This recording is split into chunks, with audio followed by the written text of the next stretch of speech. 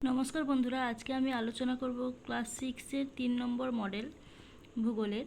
চলো আজকে প্রশ্ন শুরু করি। প্রথম কোশ্চেন হচ্ছে, নিরক্ষরেখার দক্ষিণে 37 ডিগ্রি দক্ষিণ অক্ষরেখার অপর নাম। উত্তর হবে মকরক্রান্তি রেখা। তারপর কত সালে আন্তর্জাতিক আলোচনা সভা স্থির হয় লন্ডনে গ্রিনিচের ওপর দিয়ে চলে যাওয়া দ্রাঘিমা রেখাই হবে মূল মধ্যরেখা? এখানে উত্তরটি হবে 1884 খ্রিস্টাব্দে। পরের কোশ্চেন আছে, পৃথিবীর আবর্তনের গতিবেগ সবচেয়ে বেশি হয় নিরক্ষরেখায়। তারপরে হচ্ছে সূর্যাস্তের ঠিক পরের সময়কে বলা হয় গোধূলি। তারপরে আছে বায়ুর চাপ মাপার যন্ত্রের নাম হলো 14 ব্যারোমিটার। তারপরে কোশ্চেন আছে কোনো স্থানের 30 থেকে 35 বছরের আবহাওয়ার গড় অবস্থা হলো ওই অঞ্চলের জলবায়ু। তারপরে কোশ্চেন, 22 এপ্রিল ধরিত্রী দিবস পালন করা হয়। তারপরে 2011 সালে জাপানের ফুকুশিমায় পারমাণবিক শক্তি কেন্দ্র বিস্ফোরণ ঘটে। তারপরে কোশ্চেন দেখো, কোনটি শব্দদূষণ কমাতে সহায়ক নয়? এখানে সঠিক উত্তরটি হবে বাজার। তারপরে কারাকোরাম হলো পর্বতশ্রেণী। পদ্মা ও যমুনার মিলিত প্রবাহের নাম হলো মেঘনা। তারপর বানিহাল একটি গিরিপথ। দাক্ষিণাত্য মালভূমির উচ্চতম পর্বতশৃঙ্গের নাম আনাইমুদি। তারপরে কোশ্চেন আছে, মিলেট হলো খাদ্য ফসল। জলসেচ কৃষিকাজের অপরিহার্য উপাদান। তারপরে কোশ্চেন দেখো, ভারতের কিন্নর আদিবাসী গোষ্ঠী বসবাস করে হিমাচল প্রদেশ রাজ্যে। মানচিত্রে বনভূমির জন্য সবুজ রং ব্যবহার করা হয়। তারপর ভূপ্রকৃতি নদ নদী দেখানো হয় প্রাকৃতিক মানচিত্রে। ল্যাটেরাইট মাটির ফসল হলো চীনাবাদাম। তারপরে শূন্যস্থান পূরণ হচ্ছে, ভারতের ড্যাশ দ্রাঘিমার স্থানীয় সময়ই ভারতের প্রমাণ সময়। এখানে সঠিক উত্তর হবে 82 ডিগ্রি 30 মিনিট পূর্ব। তারপরে আছে বৃষ্টিপাতের পরিমাণ মাপার যন্ত্রের নাম রেনগজ। তারপর মালাবার উপকূলের ড্যাশগুলিকে কয়াল বলে, উপকূলীয় হ্রদগুলিকে কয়াল বলে। তারপরে আছে বাম দিকের সাথে ডান দিক মেলাও। এখানে নীলগিরি হবে টোডা। তারপর কাজিরাঙ্গা হবে জাতীয় উদ্যান। তো হচ্ছে আটলাস হচ্ছে কি মানচিত্র বই। তারপর হচ্ছে শুদ্ধ অশুদ্ধ। দেখো এখানে প্রথমের প্রশ্ন আছে, আকাশে মেঘের পরিমাপই হলো মেঘাচ্ছন্নতা, শুদ্ধ। তা হচ্ছে ভারত একটি কৃষি প্রধান দেশ, এটা হচ্ছে গিয়ে শুদ্ধ। তারপরে আছে সাইরেন শব্দের তীব্রতা 120 ডিগ্রি ডেসিবেল, এটা হচ্ছে ভুল, এর জন্য অশুদ্ধ। তারপরে কোশ্চেন দেখো, পৃথিবীর সূর্যের চারিপাশে যে পথে ঘোরে তার নাম কক্ষপথ। তারপরের কোশ্চেন আছে, একটি অপ্রচলিত শক্তির নাম হলো সৌরশক্তি। তারপর কোন হিমবাহ থেকে গঙ্গা নদীর উৎপত্তি হয়েছে? এটা হচ্ছে গঙ্গোত্রী হিমবাহ থেকে।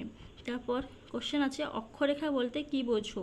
এটা আমরা করব টেক্সট বই থেকে। এই দেখো অক্ষরেখা, এটা হচ্ছে টেক্সট বইয়ের 20 নম্বর পেজ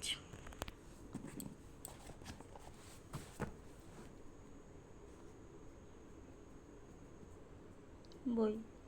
তারপরের কোশ্চেন দেখো, শব্দ দূষণের ফলে সৃষ্ট 4টি রোগের নাম। এটা টেক্সট বইতেই পাবো 64 নম্বর পেজে। দেখো এই যে অকারণে হর্ন বাজানো, উচ্চস্বরে রেডিও লাউডস্পিকার বাজানো, এখান থেকে আমরা যে কোনো 4টা লিখতে পারবো। তারপরের কোশ্চেন আছে, গিরিপথ বলতে কি বোঝো? এটাও আমরা টেক্সট বই থেকে করব 71 নম্বর পেজে। এই দেখো গিরিপথ এখান থেকে আমরা করব। তারপরের কোশ্চেন আছে, ভারতের দ্বিতীয় বৃহত্তম আদিবাসী গোষ্ঠীর নাম কি? উত্তর হবে ভিল। আর বর্তমানে এদের প্রধান জীবিকা কি? এটা হবে চাষাবাদ। তারপরে কোশ্চেন আছে, দ্রাঘিমা রেখার বৈশিষ্ট্যগুলি লেখো। এটা আমরা সহায়িকা থেকে করব, 73 পেজে আছে। চলো দেখি। এই যে দ্রাঘিমা রেখার বৈশিষ্ট্য আমরা এখান থেকে করব, এটা সহায়িকা 73 নম্বর পেজ। তারপরের কোশ্চেন আছে, পৃথিবীর আবর্তন গতি কাকে বলে? এটা আমরা সহায়িকাতে 103 নম্বর পেজে পাব।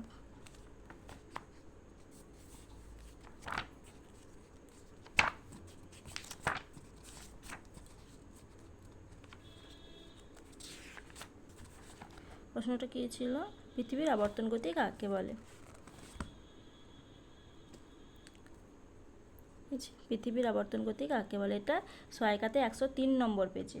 তারপরের কোশ্চেন আছে, পৃথিবীর একবার পূর্ণ আবর্তন করতে কত সময় লাগে? এটার উত্তরটা হবে প্রায় 24 ঘন্টা। তারপরে কোশ্চেন আছে বায়ু দূষণের ফলে কীভাবে ওজোন স্তর ক্ষতিগ্রস্ত হচ্ছে। দেখো ওজোন স্তর, এটা হচ্ছে আমাদের রক্ষা কবচ, এইটা হচ্ছে গিয়ে হবে, এইটা থেকে আমরা লিখব। তারপরের কোশ্চেন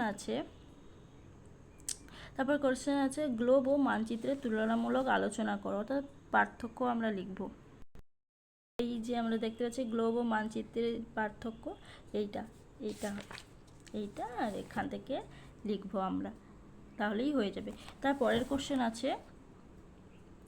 কোশ্চেন দেখো, আমাদের চারিপাশের বায়ুমণ্ডল কি কি পদ্ধতিতে উত্তপ্ত হয়? এটা আমরা বই থেকে করব, বইতে 46 নম্বর পেজে আছে। দেখো বায়ুর উষ্ণতা, এইগুলো এখান থেকে হবে, এইগুলো হবে। তারপরের কোশ্চেন আছে অরণ্য আমাদের বন্ধু, এই বক্তব্যের সাপেক্ষে তোমাদের মতামত দাও। এটা আমরা সহায়িকা থেকে করব।